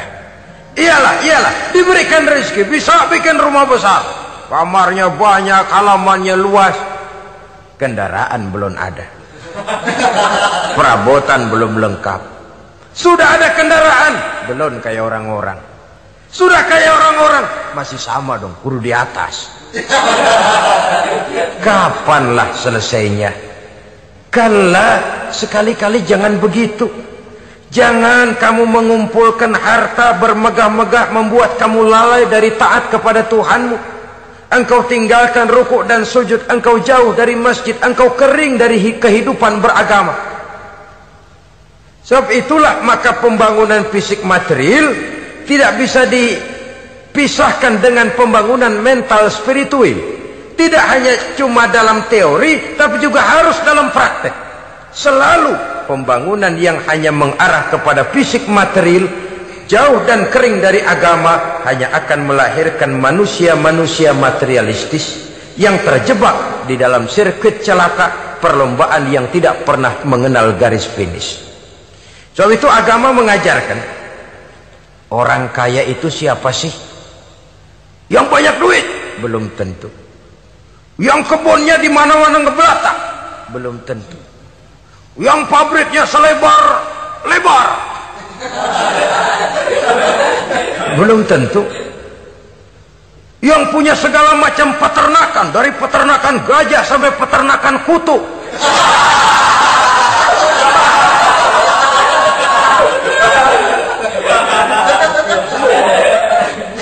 Belum tentu. Agama memberikan tuntunan yang sangat luhur. Orang kaya itu adalah orang yang hidupnya cukup. Orang miskin itu orang yang selalu merasa kurang. Bagaimanapun banyak duit saudara miliki, kalau masih merasa kurang, masih miskin saudara. Saya punya uang 1.000 rupiah, Anda punya uang 1 juta rupiah. Mungkin saya lebih kaya dengan uang yang 1.000 ketimbang Anda 1 juta. Kenapa? Dalam tangan saya uang 1.000 besar, artinya sesuai dengan kebutuhan saya. Tapi di tangan Anda uang 1 juta, kebutuhan Anda lebih besar daripada itu lagi. Maka agama mengajarkan sifat qanaah, merasa cukup, dan itulah sumber kekayaan yang hakiki. Orang kaya adalah orang yang hidupnya cukup. Kalla saufa ta'lamun, jangan begitu, nanti kamu akan tahu. Summa kalla saufa ta'lamun, jangan sekali-kali begitu, suatu saat kamu pasti akan tahu. Kalla law ta'lamuna ilmal yaqin thumma latarawunnaha 'ainal yaqin thumma latus'alunna yawma idzin 'anin na'im. Nah, kapan perlombaan ini akan menyadarkan orang biasanya? Hatta zurtumul maqabir, sampai kamu dekat ke liang kubur. Itu biasanya kalau istilah orang sekarang baru ngeh. Asal sudah napas sampai tenggorokan disambung dengan selang, sudah Senin Kemis dibantu dengan alat picu jantung, gerak gerak gerak gerak, sudah kayak orang mau gergaji kayu. Dikala itu barulah sadar orang biasanya. Dan kesadaran semacam itu, kesadaran yang terlambat, kesadaran ala Fir'aun. Fir'aun selagi hidup diajak beriman dan nehi aja.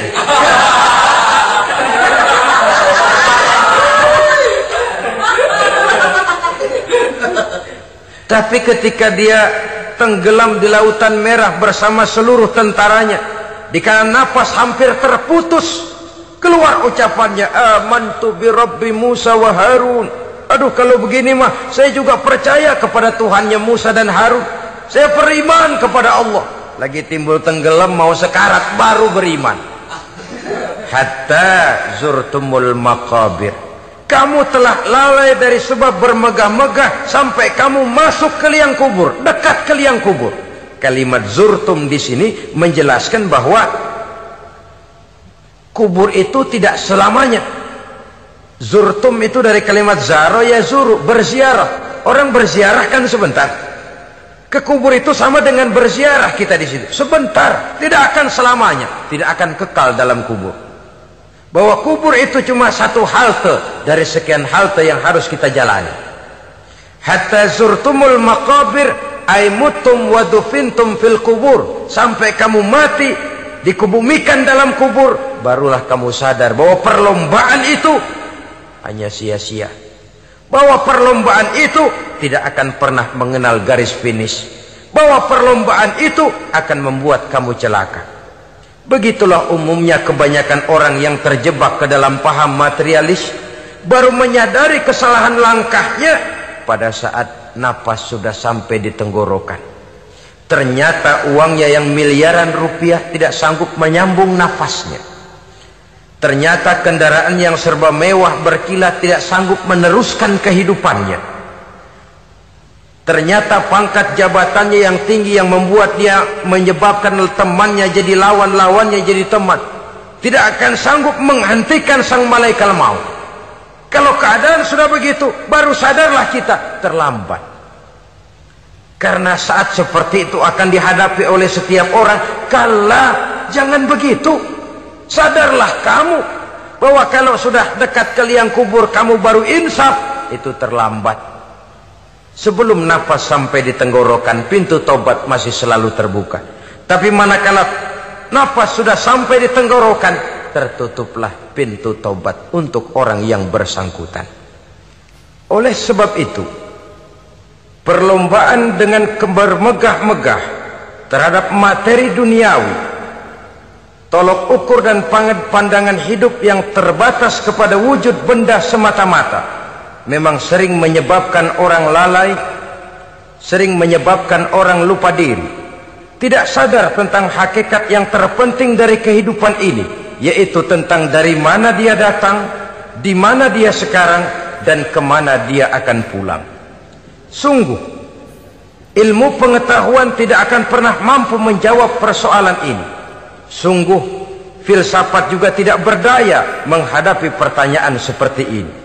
Hanya agama yang mampu memberikan kepastian batin tentang hakikat dari mana kita datang, di mana kita sekarang, dan kemana kita akan pulang. Makin kita renungi pertanyaan ini, makin kita menemukan diri sendiri.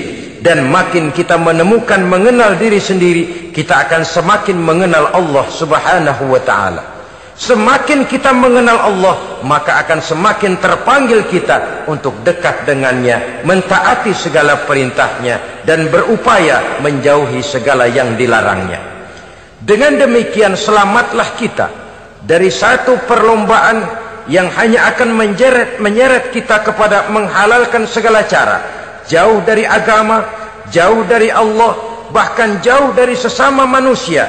Karena umumnya perlombaan seperti ini akan cenderung melahirkan manusia yang egois. Muslimin rahimakumullah. Lebih jauh, mari kita mengikuti peringatan Allah dalam surah Al-Munafiqun ayat 9. Di sini Allah Subhanahu wa ta'ala mengingatkan, A'udzu billahi minasy syaithanir rajim. Ya ayyuhalladzina amanu la tulhikum amwalukum wala auladukum an dzikrillah wa may yaf'al dzalika fa ulaika humul khasirun. Hai orang-orang yang beriman, jangan sampai hartamu dan anak-anakmu melalaikan kamu daripada mengingat Allah. Wa may yaf'al dzalik, barang siapa yang melakukan hal seperti itu, fa ulaika humul khasirun, maka merekalah sesungguhnya orang-orang yang merugi. Rugi dunia, rugi akhirat. Disebutkan di sini dua hal yang sering menyebabkan kita jadi lalai. Amwal dan aulad. Harta dan anak-anak. Materi dan keluarga. Perlombaan di dalam mengumpulkan materi sering menyebabkan kita menjadi lalai. Begitu juga amanah berupa anak ini sering kita lalaikan atau sering membuat juga kita menjadi lalai. Kita lalaikan dalam arti bahwa keduanya, baik harta baik anak, merupakan amanah dari Allah. Setiap orang tua akan dimintakan pertanggungan jawab. Apabila kita lalaikan amanah ini, maka resikonya akan kembali juga kepada kita. Tapi satu hal yang jelas dalam ayat 9 surah Al-Munafikun ini, bahwa perlombaan memperbanyak harta dan anak-anak yang masuk dalam kelompok at-takatsur itu tadi akan menyebabkan orang khasiru, termasuk ke dalam kelompok orang-orang yang rugi. Perlombaan yang hanya akan membawa kerugian semata-mata. Kemudian di dalam satu hadis Rasulullah sallallahu alaihi wasallam memberikan peringatan. Beliau bersabda, "Iza azzamat ummati dinaran wa dirhaman, nuzi'at minha haibatul Islam. Wa iza tasabat ummati saqatat min ainillah. Wa iza turikatil amru bil ma'rufi wan nahyu 'anil munkari, hurimat 'alaihim barakatul wahyi." Ada tiga hal yang kalau kita kerjakan akan menimbulkan tiga macam akibat di dalam hadis ini. Pertama, iza azzamat ummati dinaran wa dirhaman. Apabila umatku sudah mengagung-agungkan dinar dan dirham. Artinya kalau umatku sudah jatuh menjadi umat yang materialistis. Segalanya diukur dari dinar dan dirham. Dinar dan dirham ini kalau bahasa Inggrisnya dokat.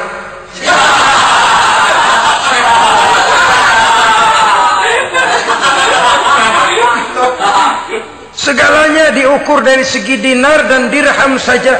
Nuzi'at minha haibatul Islam, akan dicabutlah kehebatan Islam dari mereka. Memang ada kalanya kita berkata bahwa tanpa uang kita tidak bisa berbuat apa-apa. Tapi kalau itu dijadikan landasan dari segala sesuatu, itu yang dijadikan ukuran, itu yang dijadikan tujuan, kita hakikatnya sudah gagal sebelum melangkah. Apapun saja profesi kita, apabila sudah menjadi pendewa dinar dan dirham, akan hilanglah kehebatan Islam, akan dicabut kehebatan Islam itu. Umat Islam bisa dibeli, ulama bisa dikontrak, kiai bisa dicarter.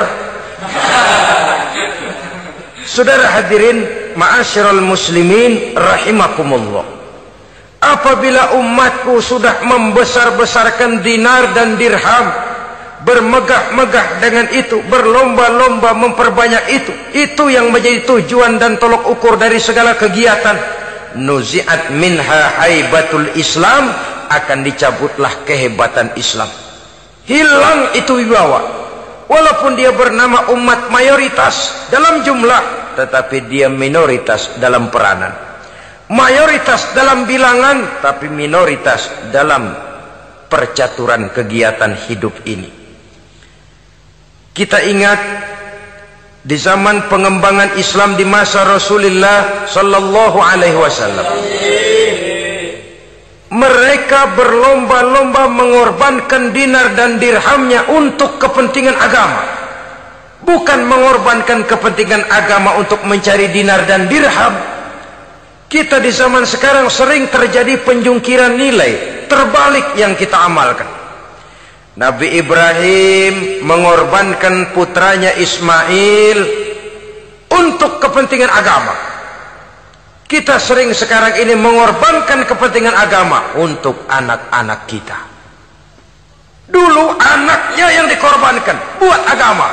Sekarang agamanya dikorbankan buat anak. Dulu dinar dan dirham dibelanjakan untuk menopang agama. Sekarang agama dijadikan alat untuk mencari dinar dan dirham. Saudara-saudara kaum muslimin rahimakumullah, memang apabila dinar dan dirham digunakan untuk penyangga perjuangan, itulah idealnya. Saya katakan tadi, dinar, dirham, uang, dunia cuma sekedar alat, bukan sekedar tujuan. Kita memerlukan alat ini. Membangun pesantren tidak cukup dengan semangat. Membangun rumah sakit Islam tidak cukup dengan pidato. Membangun masjid tidak cukup dengan semangat menggebu-gebu.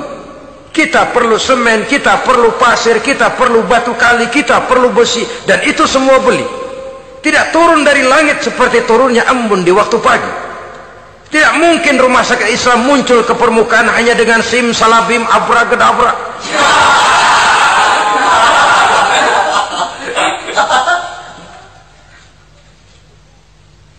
Oleh sebab itu, saya bersyukur kecenderungan belakangan ini pengajian-pengajian akbar di berbagai tempat tidak hanya sebagai ajang untuk menanamkan akidah, membina ukhuwah, tapi juga menjadi sarana di mana kita mengumpulkan dana, menghimpun potensi umat, menginventarisir potensi untuk kepentingan pengembangan daripada agama. Meskipun ada satu dua orang yang salah paham tentang ini, sampai kemudian saya mendapat satu merek yang cukup tidak enak untuk didengar, mengkomersilkan pengajian katanya, karena memang ada pengajian yang menggunakan sistem karcis, sebenarnya juga tidak etis. Undangan berikut infak yang seluruh hasilnya digunakan buat kepentingan agama. Apakah itu rumah sakit, apakah itu madrasah, apakah itu masjid, dan 1 sen pun saya tidak menuntut bagian dari itu. Saya malah berprinsip sepanjang saya masih laku untuk dijual dan itu memang buat kepentingan agama, persilahkan jual saja. Asal buat masjid, pesantren, madrasah, rumah sakit Islam, kegiatan syiar dan dakwah, silakan. Tapi kalau sudah dijual buat kepentingan pribadi, memperkaya diri sendiri, tentunya dunia akhirat sulit untuk ridho kepada tingkah laku yang semacam itu. Kita memerlukan dana. Umat di daerah membangun memerlukan dana. Dan dana itu tidak hanya datang begitu saja. Kita bersyukur bahwa untuk menghadiri pengajian sekarang ini orang mau mengeluarkan uang, mau memberikan infak dengan ikhlas, tidak dengan keterpaksaan. Kenapa tidak? Sehingga ini lalu diinventarisir untuk kepentingan pembangunan agama. Ratusan juta rupiah terkumpul dari pengajian-pengajian rutin ini, pengajian-pengajian akbar ini. Puluhan masjid terbantu, rumah sakit Islam terbantu, musola selesai.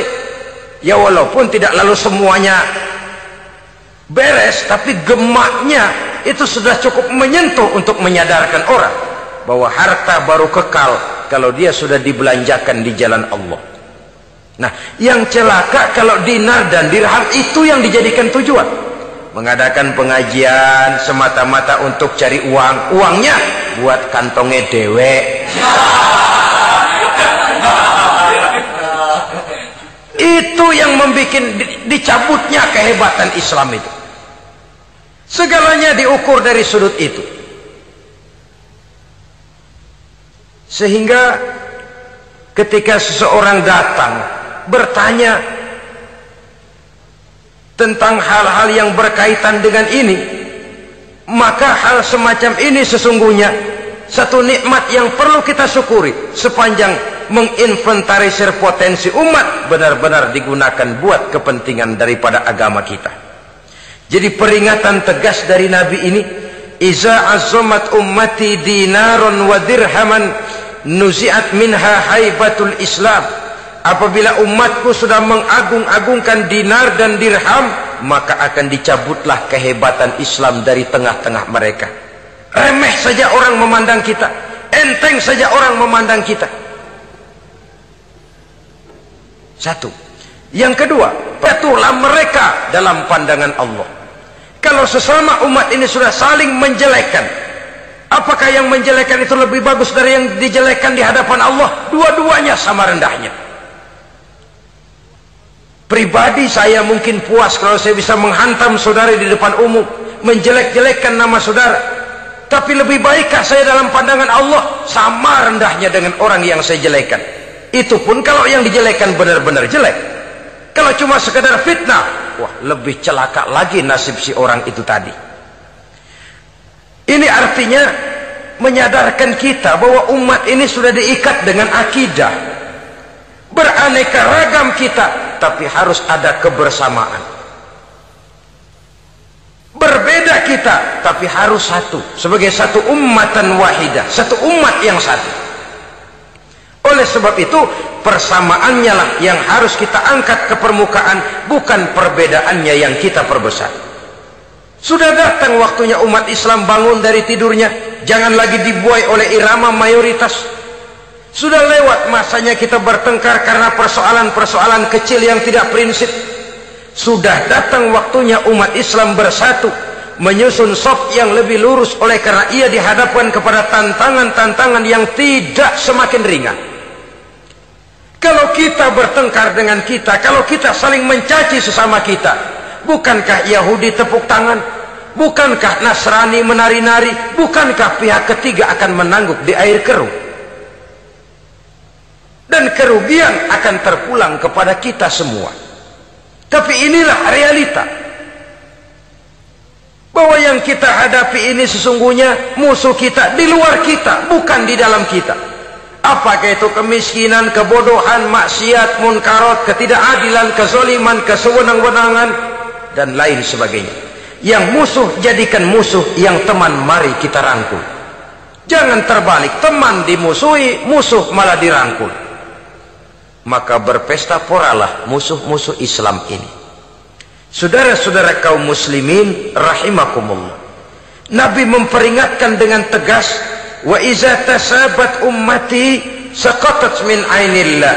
Jikalau umatku sudah saling mencaci maki, sudah saling berbantah-bantahan, jatuhlah mereka dalam pandangan Allah.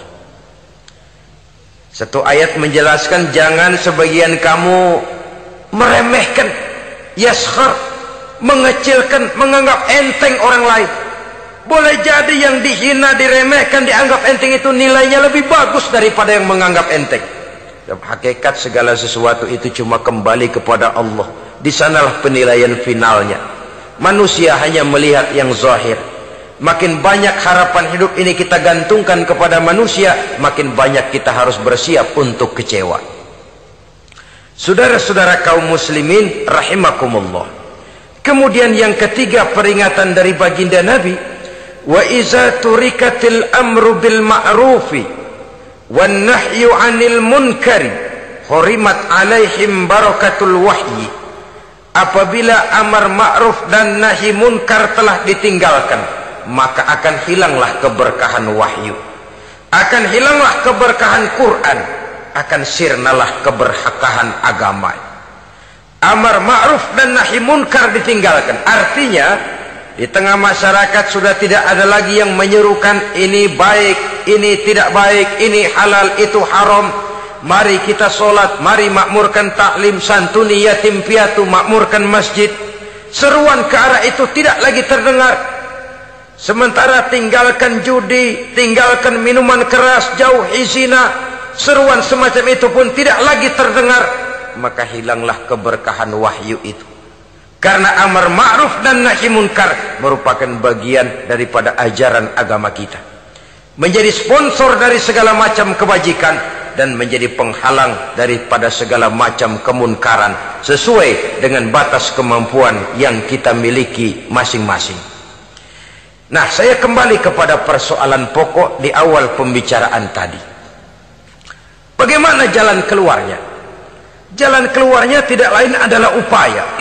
Bagaimana kegiatan yang sifatnya fisik material ini diimbangi dengan kegiatan yang bersifat mental spiritual. Upaya menghidupkan majelis-majelis ta'lim, upaya memakmurkan masjid-masjid sebagai laboratorium rohani untuk mewujudkan keseimbangan dalam pola pikir yang akan berlanjut dalam gerak hidup yang kemudian akan tertuang dalam segala perbuatan manusia. Apabila sudah terwujud kepincangan dalam pola pikir, akan pincanglah caranya bertindak dan berbuat, akan pincanglah pandangan hidupnya, akan pincanglah orientasinya di dalam kehidupan ini. Oleh karena itu, Islam dalam berbagai aspek kehidupan mengajarkan sistem keseimbangan. Mencari harta boleh, tapi tidak boleh keluar dalam kerangka fastabiqul khairat. Berlomba-lomba silakan, tapi untuk kebaikan. Bukan untuk bermegah-megah, bukan untuk menumbuhkan gengsi, bukan untuk meninggikan prestise dan harga diri, tapi fastabiqul khairat, berlomba-lomba di dalam mengejar kebajikan, di dalam menyebarkan kebaikan. Bukan sekedar berlomba-lomba, tapi tolong menolong, bantu membantu. Ta'awanu 'alal birri wat taqwa wa la ta'awanu 'alal ismi wal udwan. Bertolong-tolonganlah kamu di dalam kebaikan dan takwa, jangan bertolong-tolongan di dalam perbuatan dosa dan permusuhan. Kerjasama di dalam kebaikan, kerjasama di dalam ketakwaan. Ada satu contoh yang menarik bahwa umat Islam di dalam ia menjalin kebersamaan itu harus seperti orang main sepak bola. Saudara lihat, orang main sepak bola, kalau pertandingan belum dimulai, silakan kumpul di luar lapangan, atur strategi yang baik. Tapi kalau pertandingan sudah dimulai, turun ke lapangan hijau, jangan kumpul terus. Masa ada sepak bola gotong royong, groyok ke sana, groyok ke sini, ya kalah terus. Harus ada yang jadi penyerang tengah, kan begitu toh sepak bola. Harus ada yang jadi kiri luar, kanan dalam, striker, back, penjaga gawang. Yang penting kerjasama, teamwork, lalu mampu menciptakan operan-operan. Yang jadi back jangan ngiri sama yang jadi penyerang tengah. Jangan hasut, sebab bagaimanapun juga andai kata si penyerang tengah berhasil menjaringkan bola ke gawang lawan, kan kemenangan bukan kemenangan satu orang, kemenangan satu kesebelasan, kemenangan satu tim. Ini yang sering terjadi, back ngiri sama penjaga gawang, lalu penjaga gawang ngiri sama penyerang tengah, penyerang tengah ngiri sama kiri luar. Ya kapan mau menggolkan ke gawang lawan? Kita ini satu kesebelasan, posisi boleh berbeda. Umat Islam itu harus ada yang jadi camat, lurah, bupati, gubernur, menteri, jadi jenderal, jadi konglomerat, jadi pengusaha, jadi teknokrat. Yang penting kerjasama, teamwork, mampu menciptakan operan-operan yang akurat. Diego Armando Maradona, enggak pakai dia, enggak. Itu katanya maha bintang, gagah, hebat, bintang lapangan hijau. Kapan Maradona hebat? Kalau ditunjang oleh 10 temannya yang lain, merupakan satu kesebelasan. Bagaimanapun hebatnya Diego Armando Maradona, kalau dia sendirian lawan satu kesebelasan, remek.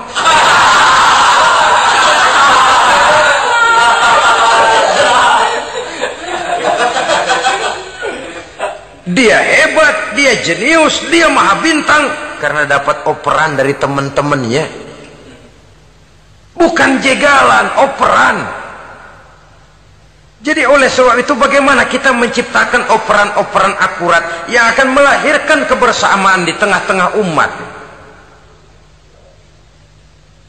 Artinya satu contoh saja, misalnya seorang pengusaha besar, oleh karena kesibukannya di dunia bisnis, tidak perlu jadi ketua pembangunan musola. Tapi kalau ada musola belum selesai, operan. Operannya itu yang penting. Apa yang dioper itu? Semen, apa batu kali, apa besi? Yang penting operan.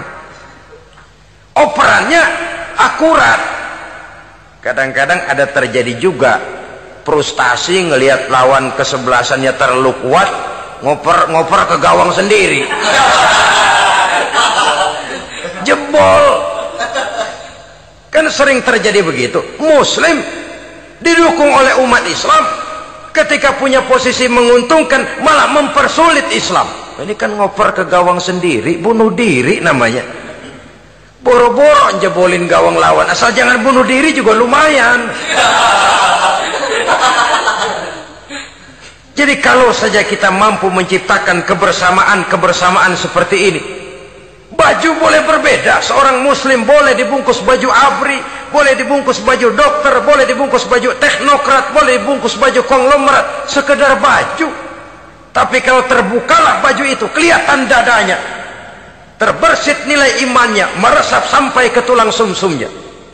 Dan pada saat Islam dikuti-kuti, akan timbul kecintaannya, akan timbul, saya muslim dan saya bangga dengan Islam saya. Saya muslim dan saya mau berbuat untuk Islam saya. Saya muslim dan saya siap mati untuk Islam saya. Dengan baju apapun dia terbungkus, kalau roh, jiwa dan semangat semacam ini tertanam, saya yakin kita umat Islam akan mampu berbuat lebih banyak dengan mewujudkan operan-operan akurat yang sangat diharapkan oleh umat itu tadi. Oleh sebab itu, saudara-saudara kaum muslimin rahimakumullah, baju boleh berbeda, bendera boleh beraneka warna, tapi jikalau bernama muslim, persamaannya yang dicari, jangan perbedaannya yang diperbesar. Nilai persaudaraan yang diikat dengan akidah semacam inilah yang banyak dicari orang, yang banyak menyebabkan orang masuk Islam. Di mana masjid kelihatan benar sebagai simbol kehidupan demokrasi dalam menciptakan ukhuwah, wawasan ukhuwah ini. Masjid simbol demokrasi. Siapapun masuk masjid buka sepatu, demokrasi. Siapapun orangnya, tidak peduli merek apapun sepatunya. Apa itu keluaran Cibaduyut Bandung? Apa itu modelnya Belli, Beltoni, Itali? Tidak soal, masuk masjid buka. Jumatan, kopral datang lebih dulu depan, pral. Jenderal datang belakangan saja, pral. Tidak ada fasilitas khusus dalam masjid, karena di rumah Allah semua manusia sama. Si jenderal jangan lagi merasa jenderalnya, si pengusaha jangan lagi menonjolkan kebosannya. Masjid adalah simbol demokrasi daripada kehidupan umat. Sebab itu jangan terjebak kepada sektoral di dalam kita berbicara tentang ukhuwah ini. Kita boleh terbungkus dengan baju apapun, tapi kalau di balik baju itu tidak lain jiwa Islam yang mau berkorban, mau mengeluarkan harta, bahkan siap mati untuk Islamnya, maka kebersamaan itu akan mudah kita wujudkan. Tapi sepanjang kita berpecah belah, sepanjang kita centang perenang, maka tidak akan banyak yang bisa kita lakukan.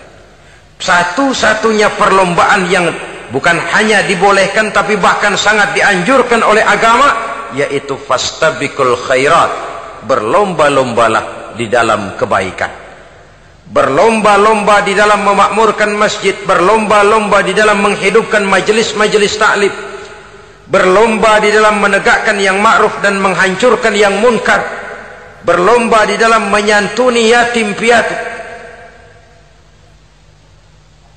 Tapi prakteknya kan kadang-kadang terbalik. Kalau sudah kumpul yang diakur-akurin, udah nambah kebon belum? Pabrik udah diperluas belum? Bisnis sudah sejauh mana? Belum pernah ada ketemu lalu kongko masjidnya udah digedein ya. Jarang yang ngomong begitu. Madrasahnya sudah bagaimana, sejauh mana? Mesti yang enak itu ya nyocok-nyocokin, bagaimana rumahmu sudah, bagaimana kendaraanmu, bagaimana pesawatmu, bagaimana bukankah itu juga takasur? Dari obrolan kan nanti yang belum kan timbul panasnya. Gile dia udah beli gituan, gue belum. Timbul panasnya, lalu berusaha, berlomba lagi, bersaing lagi, berlomba lagi, bersaing lagi. Walaupun persaingan perlu, karena tanpa persaingan orang jarang mikir. Hidup itu kalau nggak ada tantangan kan tidur kita. Orang hidup smooth gitu ya, jalan tenang, setenang ya, nggak maju orang itu. Orang itu baru bisa mengalami kemajuan kalau dia sudah dihadapkan kepada tantangan, gemblengan, gojlogan, fitnahan, hinaan, caci maki. Persaingan itu perlu supaya orang mikir. Kalau mikir dia berbuat, kalau dia berbuat dia bisa maju. Tapi persaingan yang sehat, bukan persaingan yang lalu menimbulkan fitnah, menghancurkan nama baik orang lain, yang dilatar belakangi oleh sifat hasud, dendam, iri hati, lalu menghalalkan segala cara. Tidak, bukan itu. Persaingan yang sehat ini akan menjadi alat picu agar orang lalu berlomba di dalam kebaikan. Satu-satunya perlombaan yang bukan hanya boleh tapi bahkan sangat dianjurkan oleh agama, berfastabiqul khairat, berlomba-lomba di dalam berbuat kebaikan. Berlomba-lomba membangun masjid bukan berarti di sebelah masjid bangun masjid lagi, bukan. Kadang-kadang karena ada fastabiqul khairat, berlomba-lomba, nggak apa-apa dah. Di sebelah masjid bikin lagi masjid. Akhirnya azan perlombaan main kenceng-kencengan. Bukan itu yang diinginkan tentu, bukan itu. Bagaimana memakmurkan masjid, bagaimana memfungsikan masjid, bagaimana membina umat dan lain sebagainya. Jadi pembicaraan ke arah itu akan menimbulkan rangsangan untuk berlomba di dalam kebaikan. Kalau dia kok bisa menata masjidnya sampai makmur, jamaah senang datang ke sana, anak-anak muda betah di masjid, kenapa saya tidak? Apa konsepnya? Nah, ini kan berlomba, tapi berlomba dalam kebaikan. Kalau dia bisa menghimpun anak-anak muda lalu diarahkan kepada jalan yang positif, kenapa saya tidak bisa? Dia punya potensi yang saya juga punya. Berlomba di dalam kebaikan. Perlombaan semacam ini akan memberikan ketentraman karena jalan yang ditempuh jalan ibadah. Tapi kalau perlombaan materi, at-takasur tadi, yang timbul bukan ketentraman, panas. Karena panas, udah dekat, panas kan tetangganya hasud, dengki, iri hati, sakit, demam, orang lain maju, meriang. Lah kalau sudah begitu, hasud yang jadi bisikan hati, ya sudah, segala macam cara dilakukan untuk menjatuhkan orang lain. Dan itu sudah bukan lagi persaingan yang sehat. Saudara-saudara kaum muslimin rahimakumullah. Oleh sebab itu kita tutup pertemuan singkat kali ini dengan satu kesimpulan, bahwa harta adalah sekedar alat, bukan tujuan di dalam kehidupan. Tanpa harta barangkali orang sulit untuk bahagia, tapi harta semata-mata tidak merupakan jaminan bahwa orang lalu akan bahagia. Termasuk di dalam kata harta ini pangkat, jabatan, kedudukan, anak, istri, keluarga, rumah, tanah, pabrik, kebun, peternakan, dan lain sebagainya. Perlombaan yang dianjurkan di dalam agama adalah perlombaan untuk berbuat kebaikan. Maka masalahnya sekarang, bagaimana kita memanfaatkan harta ini untuk sebanyak-banyak kebaikan yang bisa kita lakukan. Semoga kita mampu melakukannya dan kita tidak termasuk dalam orang-orang yang celaka yang lantaran bermegah-megah dengan kesenangan dunia saja. Terima kasih atas segala perhatian, mohon maaf atas segala kekurangan. Usikum wa nafsi bitaqwallah. Wassalamu alaikum warahmatullahi wabarakatuh.